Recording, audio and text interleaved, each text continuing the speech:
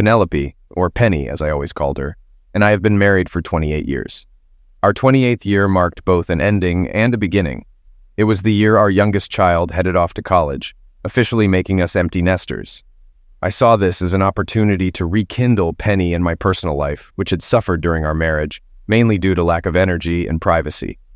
Being working class, we live in a small house with thin walls, not a grand mansion with nannies and maids. I thought everything was going according to plan, and my plan would succeed. Once we got home, despite Penny's protests about her sore rear after the trip, I insisted she let me take a shower first. Then I made love to her.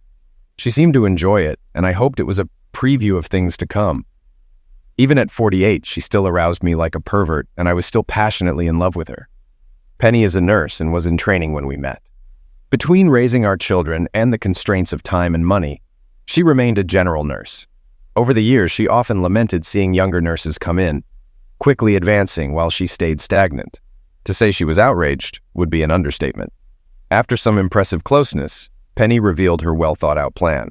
She explained there's a chronic shortage of pediatric nurses at her hospital. A 6-month intensive training course would allow her to stay employed there. With the head nurse of another department retiring in 2 years, Penny could apply for that position. Then, in 5 years, she could vie for the matron position at her current hospital.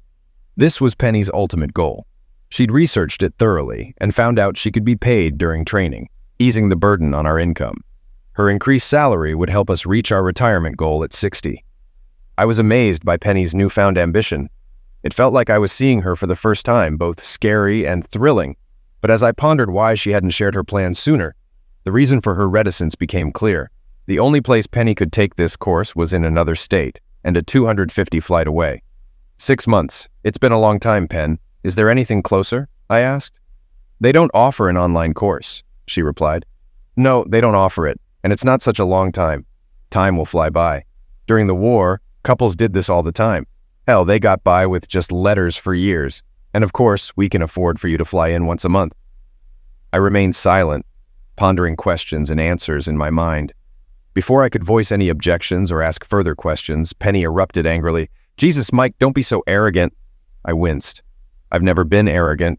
Not with her, not with our daughters. I was so offended that I almost missed the rest of her outburst. If it was about you and your career, the whole damn world would expect support and encouragement from me. But since I am a woman, you think that I am selfish for wanting you to support me in my dream. Selfish? When did I even have the opportunity to make such an accusation? I barely had a chance to get a word in edgewise. Taking a deep breath, I forced myself to remain calm. Anger will not lead to anything good, Pen. I'm not selfish, and I don't blame you for it. Just trying to figure things out. You've clearly thought a lot about this for a long period of time. While I only had 10 minutes, I said. Penny immediately assumed a tone of remorse, explaining further. Housing student nurses and working in a teaching hospital will keep the depletion of our pension funds to a minimum.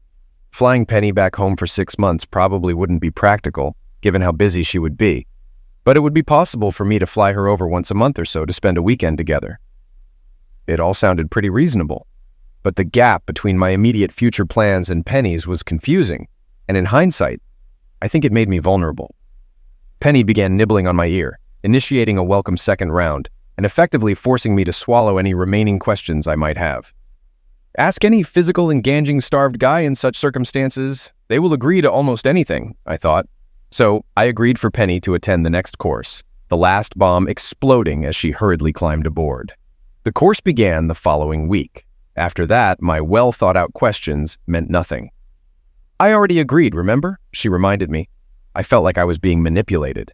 Penny left after a flurry of activities, looking like a child going to her first camp. She was so excited that she barely remembered to kiss me goodbye. I'm ashamed to admit, but I had a hard time adjusting to the new daily routine. For many years, I didn't have to think about what I would do in my free time. I'm guilty of leaving the planning of our social life to Penny. As long as she made time for my side of the family, I was content with her being in charge of that aspect of our lives. I know I'm not alone in this, as most of the guys I work with do the same. Most of Penny's evenings and weekends, excluding the children, were filled with activities that she organized and devoted to us. Or I attended to necessary chores like mowing the lawn, washing cars, and shuttling the children to and from sporting events. Now, from 6 in the evening when I returned home from work until 10 or 11 at night, I found myself feeling lonely and bored. It's not that I was accustomed to going out all the time because we never did. But now there was no one to chat with when the newscaster reported yet another foolish blunder by one of our politicians, or to share laughs and hold hands while watching our favorite shows. I even missed Penny rubbing her feet. During Penny's first week away, our evening talks lasted for 30 minutes. I couldn't help but wonder if she had factored in our increasing phone bill when planning and budgeting. I also couldn't shake off a twinge of jealousy. She seemed busy and thoroughly engaged in her new challenge. She dominated our conversations, sharing all her news. Her excitement was palpable. The names of unfamiliar people she mentioned made me feel excluded, like I had no place in her life at this moment. Yet, our conversations always ended on a positive note, giving me hope. Maybe her absence would strengthen our bond, and when she returned, we could pick up where we left off with our carnal life. By the second week, our evening chats dwindled to 20 minutes as Penny claimed she needed to focus on her studies, and our talks were disrupting her nursing mindset. It stung. I felt reduced to an intrusive conversationalist. I made an effort to always conclude our discussions affectionately, but by the end of the week it began to feel somewhat one-sided, though I tried to remain supportive and encouraging, keeping my frustrations and loneliness to myself. In the third week, she proposed that we call only every other evening, and oddly enough, she suggested she call me instead of the other way around. She said it would prevent her from being distracted at inconvenient times. By the fourth week, I received only 2 calls. I tried to be understanding. She had a significant assignment and was working the evening shift, but it was tough. I looked forward to flying to her on the weekend. I missed her, missed us. However, fate intervened. My planned trip had to be canceled last minute because Penny informed me of a flu outbreak overwhelming the hospital with patients. In that teaching hospital, everyone was working flat out. Yet the weekend didn't go to waste entirely. While refueling, I ran into an old friend with whom I had drifted apart over the years. He and his buddies played poker every Saturday night at the local pub. He invited me along, and feeling tired of being idle and forgotten by my wife, I accepted. The company was enjoyable. We played a few casual games in the back room before heading to the bar for some relaxing drinks. After years of my social life revolving around neighborhood barbecues, cozy family-style bistros, and kid-friendly events, the pub was a revelation. I was surprised by the number of single women my age or slightly younger who confidently approached me and, frankly, tried to flirt. It's funny how after years of marital contentment and child-rearing, you forget that these encounters happen in bars. It took 3 Saturdays, and I'll admit, several other weekdays. When it became clear that Penny wouldn't call that evening before the pattern became too frequent to dismiss as a coincidence, I asked my buddy Jeff for insight. "Mike, you're way off base, aren't you? Haven't you noticed that at our age, there are noticeably more single women than single men? What you're seeing are widows left for a younger model, abandoned due to a midlife crisis, or deceived by cheaters." "Why me?" I questioned. "Come on, Mike. You've been married so long that your self-assurance as a man is closely linked to what your wife thinks and says. Look in the mirror, and then look around you, buddy. You're more attractive than most, and thanks to your physical labor, you're still fit and muscular. You're not dodging a wife with a weapon, and you're not stuck at home with the kids, buddy. If you took off your wedding ring, you'd have someone within 2 hours without resorting to chat lines or buying drinks."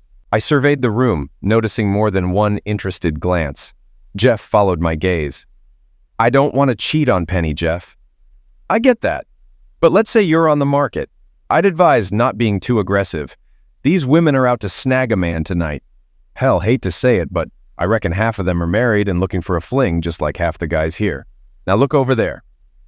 Jeff gestured to a table where a despondent-looking woman in her 40s sat with 5 friends. She's probably just been traded in for a younger model, and now her friends are consoling her. Give her a few weeks, she'll be back, looking for a hookup to prove she's still got it and blame it all on her ex. If you're after a quick fling, come back then. Or next time, don't flash your wedding ring when one of the cougars comes over. It all depends on what you want. For something more lasting, check out that table. Jeff pointed to a group of women around my age, laughing and enjoying themselves. Looks like 2 are married, 2 aren't. 3 of them are scoping the room. That's where I'd aim if I were single. A bunch of coworkers having fun together. 2 are hitched, but that doesn't stop 1. The other 2 are lonely, but not desperate. They might seize an opportunity, but they're not actively seeking it. Just then, my phone buzzed with a text from Penny, apologizing for being too busy to call. I tried to appreciate the gesture, but it was hard as her calls and texts grew fewer. At least she remembered to sign off with, "Love you," better than her last few messages. I replied with a quick, "Love you too," before turning back to Jeff. "Okay, I'll prove my point. Take off your ring, then head over to the part of the bar nearest that table and order a drink," he urged. I followed his advice, leaning against the counter, watching discreetly. Within a minute of resting my elbows on the table, one of the married women sprang up, slipping her ring into her pocket. She boldly offered to buy me a drink, but lost interest when I mentioned my marriage. I couldn't resist pointing out that I'd seen her remove her wedding ring. She blushed, somewhat embarrassed. The others at her table observed as one of the single women approached me just as the bartender took my order. She waited for my drink to arrive before placing her own order. Glancing back at their table, I noticed their glasses were mostly filled, so it wasn't surprising when my new acquaintance at the bar greeted me and initiated a polite chat. A quick assessment told me she wasn't quite my type, and my body language must have given me away because she soon returned to her friends with a round of drinks. Sipping my drink, I awaited Jeff's return from the restroom to confirm his insight when I heard a soft hello behind me. Turning around, I found the second single lady from their table confidently looking at me. With my newfound understanding of the situation, I sensed she was creating an opportunity, but wouldn't be upset if it didn't pan out. If I were single, she would definitely catch my interest. It was hard to gauge her age. She could be my age or slightly younger. Attractive, slender, but not overly so, with soft honey-colored hair framing her face and a genuine smile. Glancing at her ring finger and then mine, I noted neither of us bore any untanned marks, indicating infrequent ring wearing due to our respective jobs. Custom dictated I offer her a drink, but she declined, opting to sip her own instead. There was a confidence in her demeanor that I found appealing. Clearly, she was comfortable in her own skin. We engaged in casual conversation about various topics. 10 minutes later, I confessed I was married, despite the absence of a ring. I could have concocted a lie about its whereabouts, but something compelled me to be entirely honest with Andrea, as I learned her name was. She questioned my behavior, initially interpreting it as deceitful. "Well, in my defense, one of your friends approached me not 20 minutes ago." She was so forthright that she removed her rings without hesitation. "This is Carol. She's not exactly my friend. We just met tonight. She's here with Sue, who is my friend. They used to work together. Honestly, it was surprising to see her here. It's a bit sad for her husband, don't you think?" I nodded in agreement. "I took mine off not to have fun, but to test my buddy Jeff's theory about why women our age frequent bars," I explained, laughing at the detailed account of Jeff's theory. Mostly, she concurred with him. Our conversation then turned to Penny. "My wife has been away on a 6-month course out of state for almost 2 months now, and I hate to admit it, but I feel kind of lost without her." "You must miss her," Andrea empathized. "Very much. She's busy with work and study. We hardly get to talk, that's why I'm here. Tired of sitting alone and staring at the walls of our living room," I admitted. "So you're just seeking companionship? No hookups or one-night stands?" Andrea's direct question took me aback slightly. "No, I'm monogamous, but that doesn't mean I can't enjoy female company and conversation." Andrea nodded approvingly. "Well then, let's continue our conversation." Talking to Andrea was effortless. She recounted how she and her husband had invested heavily in their children as they grew up, to the point that when the nest emptied, they felt like strangers. 6 months ago, they decided to part ways amicably, and Andrea relished her newfound freedom. However, she didn't rule out the possibility of a relationship if the right guy came along. Our conversation stretched on for over an hour. Eventually, it became apparent that her friends were leaving. I noticed Andrea debating whether to stay or go, but ultimately, she opted to depart. I took her consideration of staying as a compliment. Knowing there was no potential for a relationship with me, she must have simply enjoyed our company and conversation. Compared to Penny's rejections, this interaction was refreshing. Penny's phone calls became even rarer and shorter. We spoke for 5 to 10 minutes twice a week. I consciously adopted a new, more relaxed attitude toward life, partly to maintain my sanity. There's no use in fighting it. Penny isn't interested. A couple of times when I mentioned the declining calls, she accused me of being childish and trying to make her life difficult with my persistence. Doesn't she understand we're in the same boat? Doesn't she have enough on her plate without my complaints? My protest that I wasn't complaining but simply stating facts went unheeded, and as punishment, I didn't hear from her for 5 days. Refusing to dwell in unhappiness and tired of feeling frustrated and powerless at Penny's whim, I began frequenting the bar several times a week, just to socialize. My visit to Penny the following weekend was inconvenient as she had assignments. It was painful. We'd been apart for 10 weeks, and I felt like I wasn't a priority to her. She made no effort to carve out time for me, for us. During our last 3 conversations, she didn't even bother to inquire about my activities. When the following week she announced she was having a tough time with her periods and wasn't in the mood to talk, I wasn't surprised. The next evening, breaking protocol, I called her cell phone. One of her roommates answered, informing me Penny had taken sleeping pills and retired early, leaving her phone with her friend for peace of mind. Meanwhile, I found solace in my social life, which proved more fulfilling than waiting at home for phone calls that never came. The absence of calls left me feeling like a lovesick teenager, pining by the phone. I joined the Thursday night darts competition when one team needed a player, and I unexpectedly enjoyed the Tuesday night trivia quizzes. I met intriguing people of both genders, always making it clear to single women that I was married and not interested in cheating. Andrea often approached for a chat when she was with her friends. She began spending time with a guy and deemed him interesting enough for a relationship. However, it only lasted 2 weeks before he vanished. She confided that she couldn't handle his intense focus on physical engaging, and he left. This suited her. It didn't pass the seriousness test. We made a point to avoid deep discussions about Penny and my relationship, and Andrea never offered her opinion on Penny's behavior, which suited me fine. I was resentful toward my wife and her disregard for me. We went 14 weeks without seeing each other, and phone calls remained scarce and brief. Even worse, our conversations felt like an imposition on her. Sure, she had taken on the challenging task of balancing work and school, but did that mean I should be neglected, forgotten like old, worn-out shoes? Could regular brief conversations and texting really hinder her goals that much? The more time I spent with Andrea, the more I appreciated her warmth, friendliness, humor, and intelligence. I even enjoyed helping her, feeling useful when she needed support at the bar. I'd wait for her signal when she wasn't interested in someone, but found it difficult to leave. When she signaled, I'd approach, kiss her on the cheek, and deter the guy. Then I'd chat with Andrea until he left. What troubled me was how eagerly I looked forward to talking to her. She was a great conversationalist. We'd engage in discussions, nothing flirtatious unless debating Pepsi versus Coca-Cola counts. Despite there being nothing inappropriate, I couldn't deny feeling disappointed if I didn't see her in my evenings.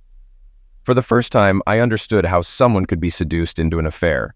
Suddenly, cliches like, "my wife doesn't understand me," or "my wife ignores me," made sense. I don't condone cheating, but I gained a new understanding of how it happens. The temptation was strong, a situation I never expected to find myself in. With each passing day, my resistance weakened. So far, I had refrained from any inappropriate actions with Andrea, but I wasn't a saint. With constant reminders of Penny's indifference, I didn't know how much longer I could resist. I wondered if Penny felt the same way, but quickly dismissed the thought. She's too preoccupied with work and school to miss me or pursue another man. However, halfway through her training course, I knew I had to act, or our marriage would suffer irreparable damage long before the 6 months were up, and I'd become something I never thought I was capable of, a cheater. I decided to call Penny without expecting her to call me. "Hi, darling. I can't talk for long," she began, igniting a hint of irritation in me. I pushed it aside. Anger wouldn't help.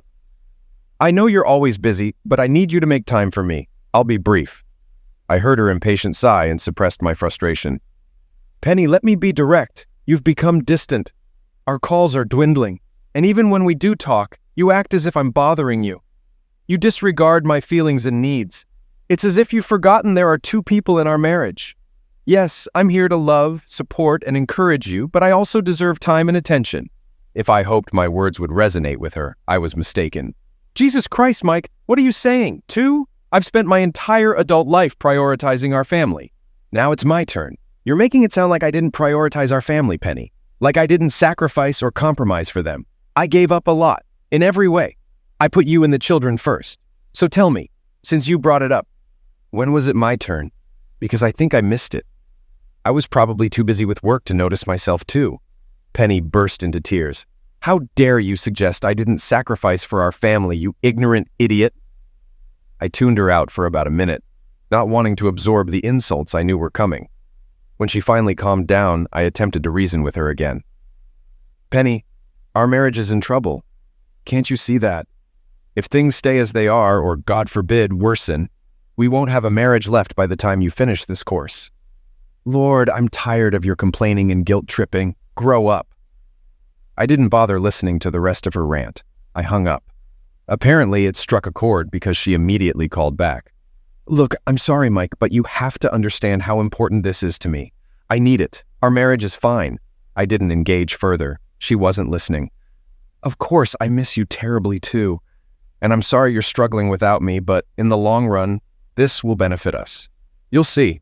We're halfway there already. After she passed out, forgetting once again to say she loved me, I grabbed my keys and headed to the pub. Maybe a cold beer would ease my disappointment. But halfway through my first glass, I realized I wasn't in the mood to socialize. I was hurt and angry, filled with anxiety, resentment, and disappointment. These emotions churned inside me like a washing machine. Not even Andrea's friendly smile could lift my spirits. I finished my drink hastily, said goodbye, and headed home. As soon as I walked in, I received a text message on my phone. Are you okay? You seemed off today. I'm worried. Call me if you need someone to talk to. I stared at the message, tears welling in my eyes. A woman I'd known for only 2 months cared more about my well-being than my wife of 28 years. Sitting on the couch, I realized I didn't know how to respond for the first time since meeting Andrea. Was I getting too close? Was I emotionally cheating? We'd never discussed Penny or the state of my marriage, and I hadn't shared anything. Embarrassed to admit this to my wife, I knew I needed to tread carefully. I'm okay. Just had a rough day. See you Thursday if you're at the pub. Take care, Mickey. I scrutinized the text before sending it, ensuring it sounded casual.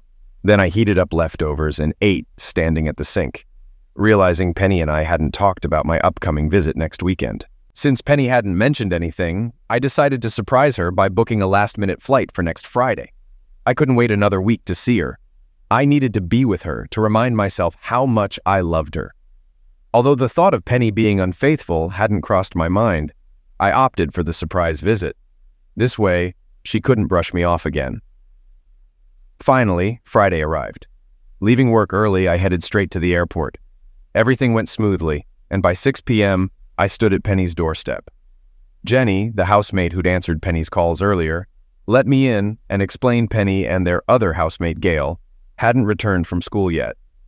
As I retrieved my phone from my pocket, Jenny waved, mentioning she'd call Penny, her expression tinged with concern.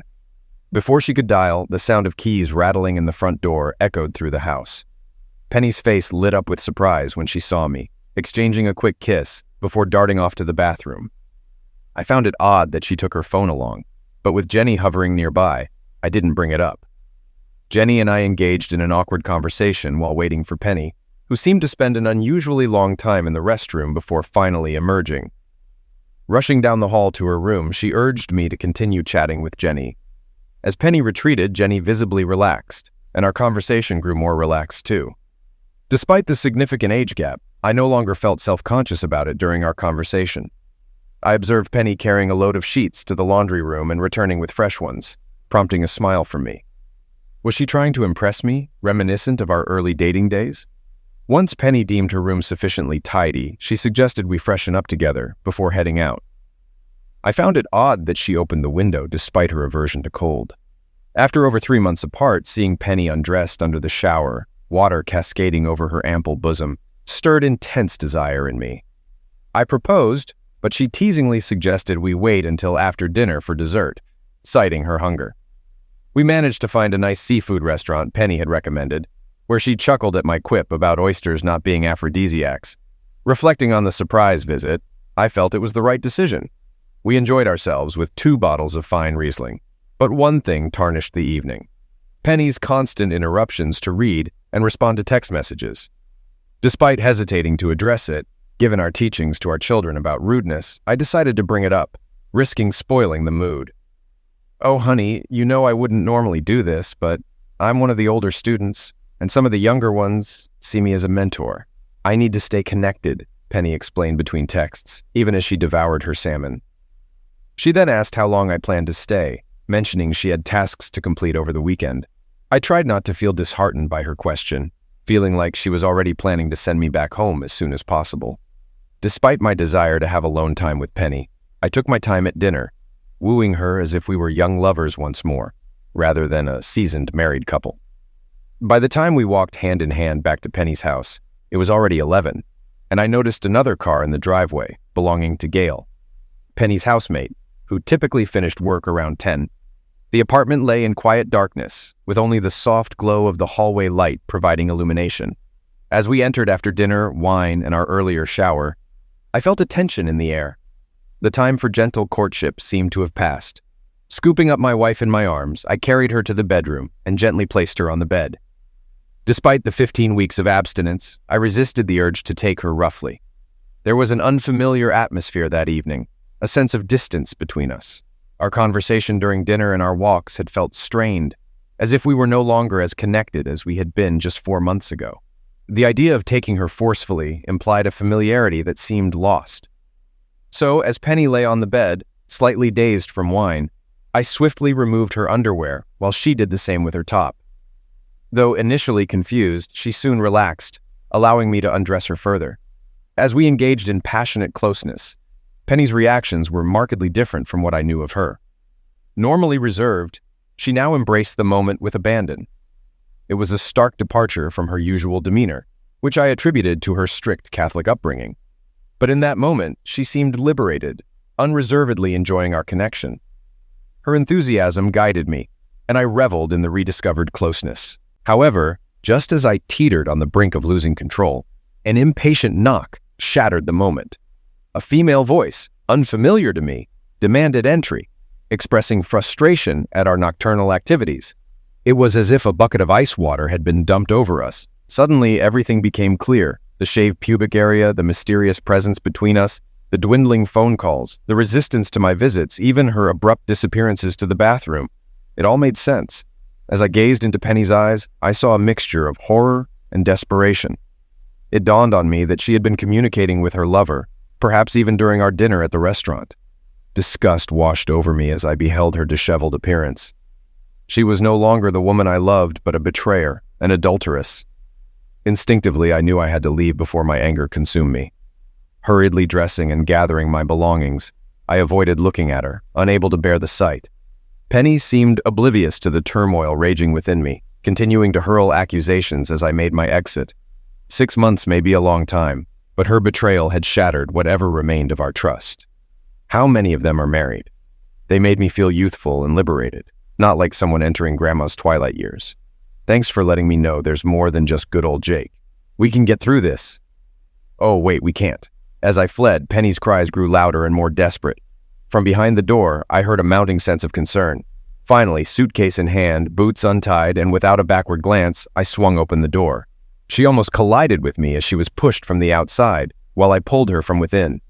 In that moment, I found myself face to face with a young woman who I assumed was Gail. Over her shoulder, I glimpsed Jenny looking disheartened. As I strode past my bewildered housemates toward the front door, I heard, "Who the hell are you?"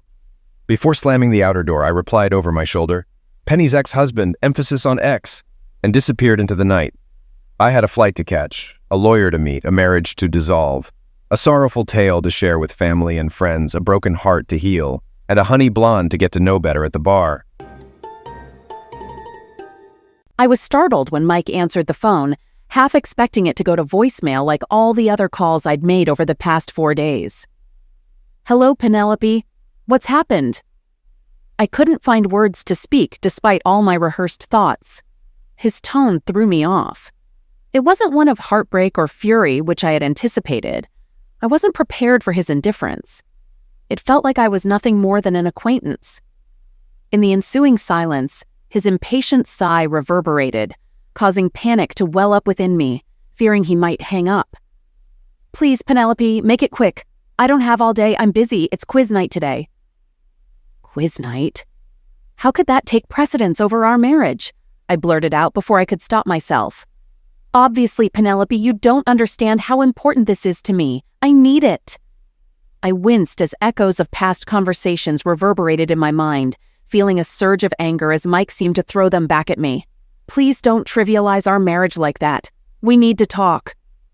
But it seemed futile. He might as well have not spoken at all. "Listen, I have to go.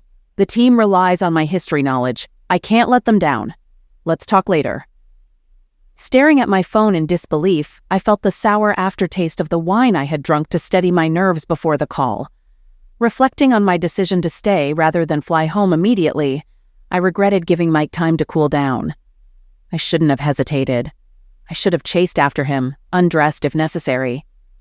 What held me back? Fear, nerves, guilt, shame, all played a part to varying degrees. And of course, the training course was also a significant factor. I had a crucial exam on Monday, and I was determined not to let 3 months of hard work go to waste no matter what. While I had enjoyed myself during my time away, I had also put in a lot of effort and didn't want it to be for nothing. Over the weekend, I used the need to study for the exam as a distraction between my attempts to reach Mike. The exam took place yesterday, and I still hadn't booked a ticket home. Encountering Mike in our home somehow made the situation feel more real, as if the house belonged to him and the apartment to me. Though it seemed unlikely, I hoped he would return so we could talk on my terms. I rested my head in my hands. Facing reality was difficult. 4 days had passed, and it was clear Mike wasn't coming back to confront me. I glanced at my phone and saw several messages from Jake, resisting the urge to open them, which was also challenging. The time on the screen indicated it was already 7 a.m. It was too late to ask the course coordinator for time off. I would have to wait until morning. I hoped I wouldn't need to explain in detail why I needed the time off. It would undoubtedly be awkward. Simply mentioning family matters should suffice. Putting my phone away, I wandered into the kitchen and peered into the pantry, feeling overwhelmed by the thought of preparing anything, especially since I had no appetite. I retreated to my room, lying on the bed and staring at the ceiling. Despite closing my eyes, sleep eluded me. My mind remained active. How could I make Mike understand that my absence was separate from him and us, running parallel rather than opposing? How could I convey that our marriage was never in jeopardy? I loved him, always had and always would. A surge of anger coursed through me. Curse men and their egos. Curse pride. Yes, I had broken my wedding vows, but only physically. Emotionally and mentally, I was still devoted to Mike. How could I make him see that this was all that truly mattered? Not a mere physical lapse, but the enduring connection of heart and mind. While I had succumbed to temptation, just as this course promised financial benefits in the long run, my indiscretion would invigorate our bed life. Couldn't he see that he would finally have the vibrant, uninhibited closeness he had long desired? I turned and noticed Mike's deodorant on the bedside table, left behind in his rush to leave. Leaning over, I picked it up and brought it to my face, the familiar scent bringing tears to my eyes. Closing them, I buried my face in the pillow, trying to erase the image of his shocked and pained expression. Hearing him was not my intention, but despite this, I felt deep regret for my actions. Clutching the deodorant to my chest, I tried to focus on the positives. None of our children had contacted us, and I hoped that Mike hadn't told them anything. He also hadn't yelled or insulted me, which should be a good sign, right? Sitting up, I entertained the worrying thought that Mike's silence might be due to him dealing with lawyers, changing locks, or emptying bank accounts to hurt me and our marriage. Jumping out of bed, I hurried to the living room where I left my laptop. Grabbing it, I returned to the room, my ears pounding as I waited for it to load. It felt like an eternity had passed. With trembling fingers, I logged into our bank account. Leaning on the pillows, tears streamed down my cheeks, but this time they were tears of relief. Mike hadn't touched the money. As I wiped my tears, I prepared to log out when a nagging voice warned me. Just because Mike hadn't emptied his accounts yet didn't mean he wouldn't. Wanting to protect myself, I transferred a small amount to an old account in my name, enough to cover expenses like plane tickets, taxis, and food. I intended to log out, but the small messenger icon showed messages for me. Despite my intentions, curiosity overcame me. Clicking on it, I saw messages from Jake, a gorgeous 25-year-old. More tears streamed down my cheeks, tears of disappointment and melancholy. Despite everything, at that moment, I longed to call him, to hear him tell me how hot I was again. I wanted to see his need for me in his face and body. Cursing the young man who started this, I remembered the first time I was taken advantage of after drinking too much while trying to fit in with younger classmates. But it was good, damn good. And then I couldn't stop. I wanted lust. I wanted to feel admired and desired, to be told again that I was the best woman in their life. I wanted to feel strong again. This power was absorbed. I was at war with myself, knowing that if I answered Jake's messages, he would come. I whimpered, the sound escaping me as I clenched my fist and pressed it to my lips. I should have resisted. If Mike found out about this, it could mean the end of my marriage. Rolling onto my stomach, I inadvertently knocked the laptop off the bed, causing it to crash to the floor. I didn't care. I cried over my loss, knowing there would be a price to pay to save my marriage. I must never give in to my dependence again. Drifting off to sleep, I awoke to sunlight streaming through the window. Feeling terrible, I trudged into the bathroom for a shower. Inserting my key into the lock, I turned it, relieved to find that Mike hadn't changed the locks. Another good sign. He hasn't touched the bank accounts, hasn't informed our kids, hasn't served me with divorce papers. It's Thursday, so he's had plenty of time to prepare them. And my keys still work. Mike will forgive me. It may take time, but he will forgive. Love fills me. Mike is a good person, the best, and he loves me. He will find a way to come to terms with this, and we will move on with our lives. We will both pay a price for this. Mike will always know that I found pleasure with another man, and I will have to never go out with him again. Trails of fidelity, of course, this is a high price, but it is worth paying. I opened the door expecting to find the house in disarray. Mike's 3+ months of being alone were about to create a huge mess. I was wrong. Everything is clear. Neat. At least in the living room. I went into the kitchen and dining room. It's the same there, spotlessly clean. He even wiped off the dust. Was he cleaning here in preparation for my return? If so, then this is another good sign. But where is he? It's 6:30. He should be home after work looking for his dinner. I went over to the stove and ran my hand over the burners.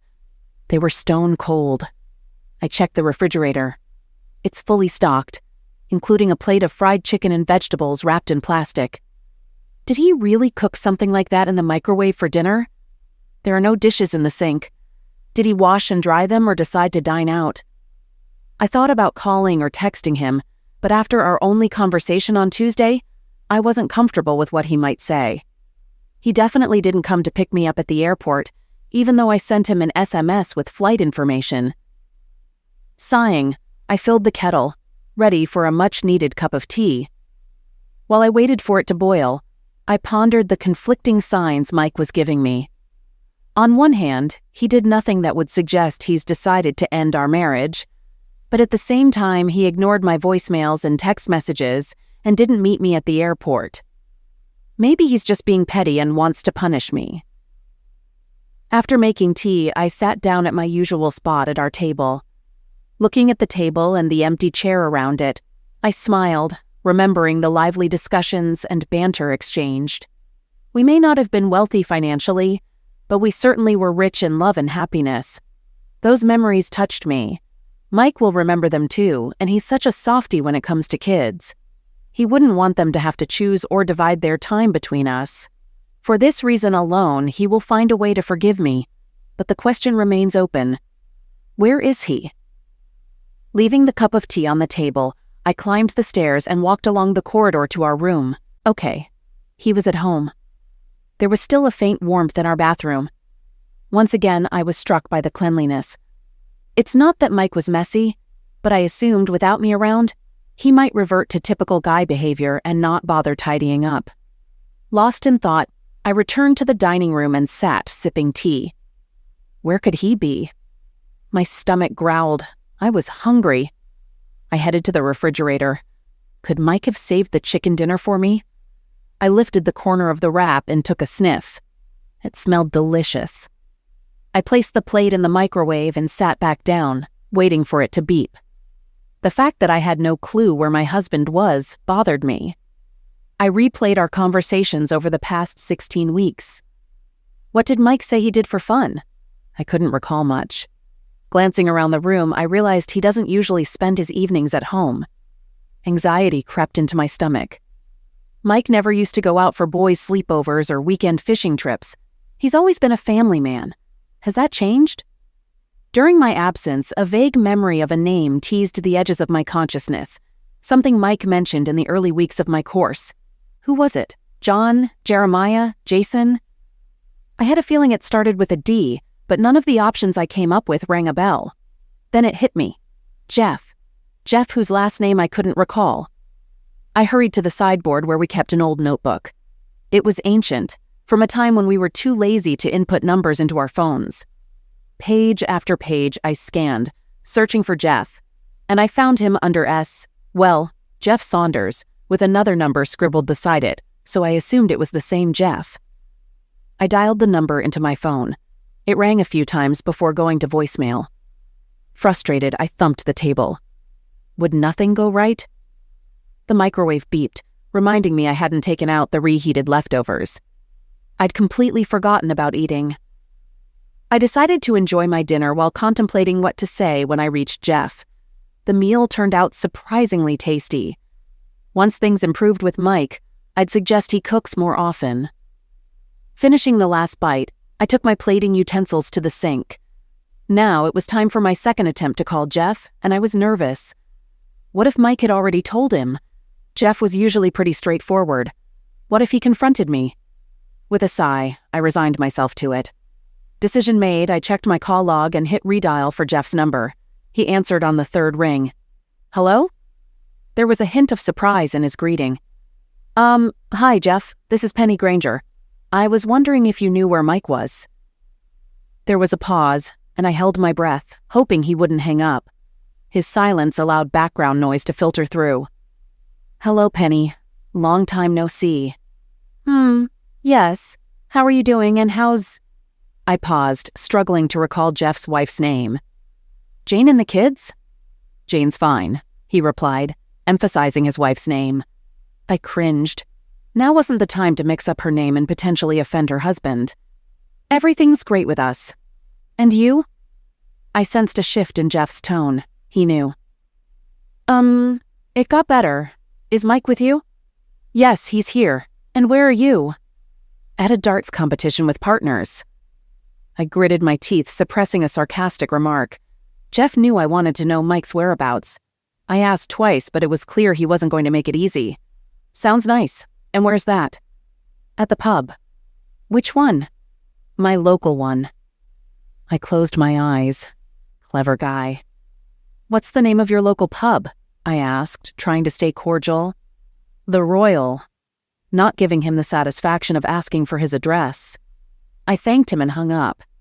His parting words, dripping with sarcasm, infuriated me.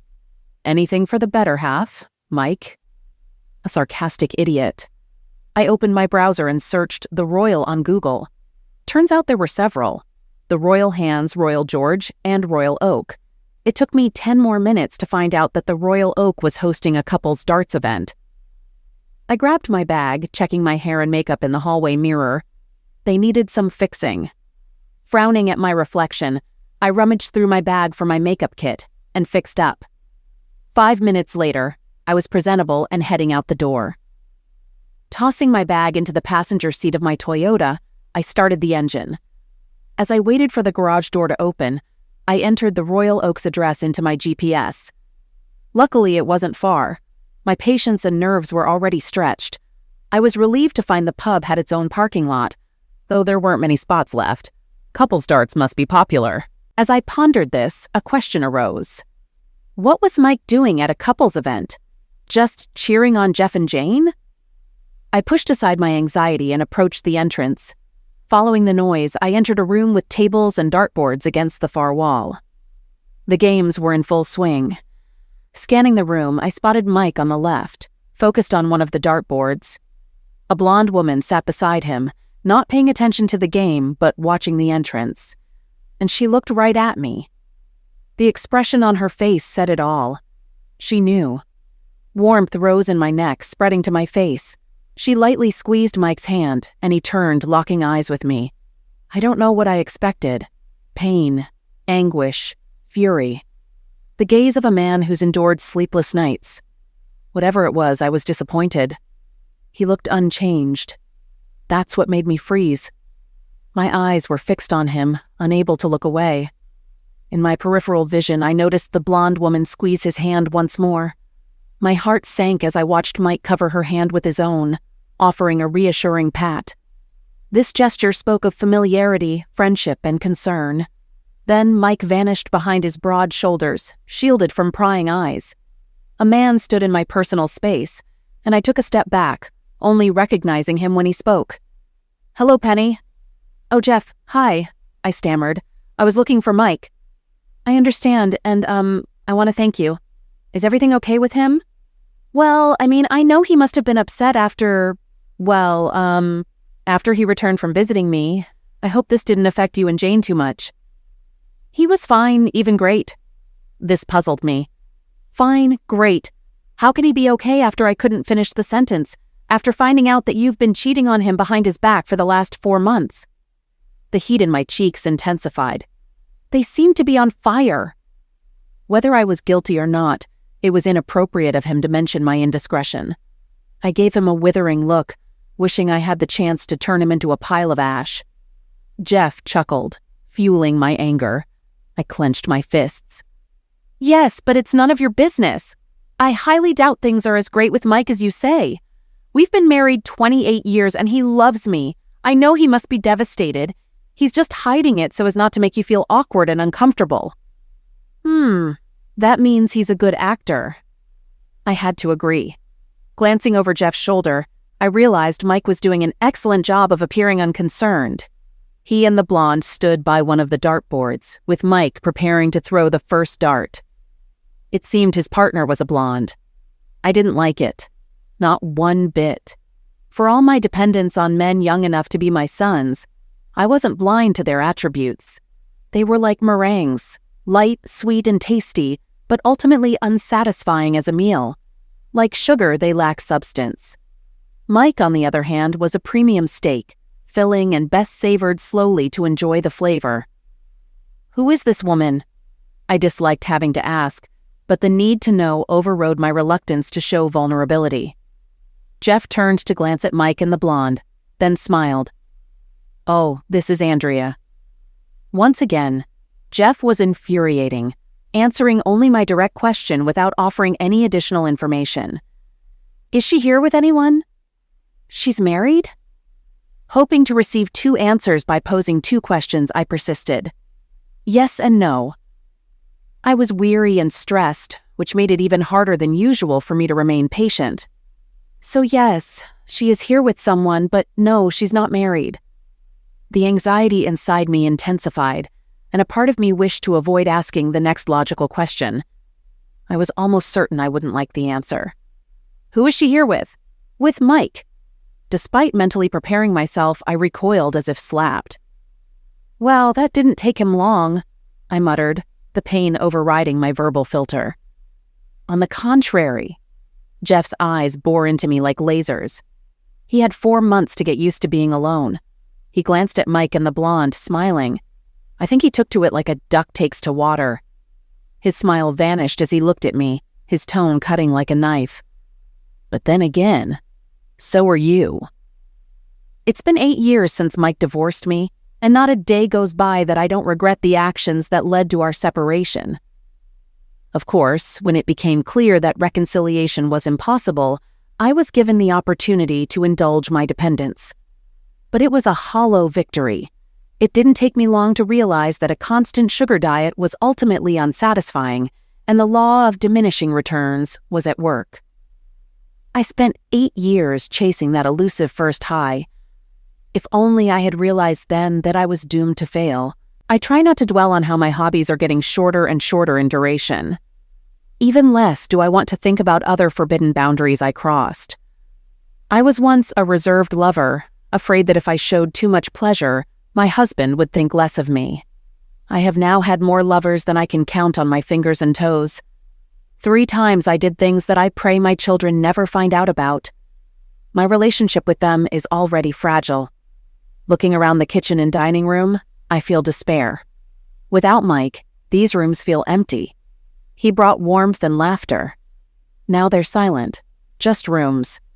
I guess I should consider myself lucky that Mike agreed to sell me his share of the house for less than market value, especially since I never returned to finish my course and remain a general nurse. But it's hard to feel happy knowing what lies behind his generosity. Andrea. Damn, Andrea was rich and she wanted Mike, with or without money. I knew for sure they had set off on a trip around the world. Scotland, Venice, Florence, the Greek islands, all of it. I knew because they paid for all the children, hers and his and the grandchildren, to meet them in Hawaii in a few weeks. This meant I would spend Christmas alone again. I glanced at my watch. It's time to go to work. I packed my bag and headed to the front door. Out of habit. I looked at my reflection in the mirror and winced. I'm 56 and age is rapidly catching up with me. It's getting harder to attract young guys. In truth, the young guys aren't so young anymore. They're no longer 20, but 30 and even 40. I sighed in resignation. What else could I do? There are few men my age suitable for marriage, at least the good ones. And whether they're good or bad, no one wants to marry me. My reputation precedes me. The only option would be to move to the other side of the country and start over. But that would mean moving away from my children, and I don't see them enough anyway. Not to mention an entire continent between us. While Mike and Andrea were probably kicking back and sipping Mai Tais, I went to change the bedding and put in the thermometers. I will end my days as a general nurse, destroying both my marriage and my career. And for what? For the taste of sugar. Sweet but bitter sugar. I blinked away tears of self-pity. Why cry? Nobody cares.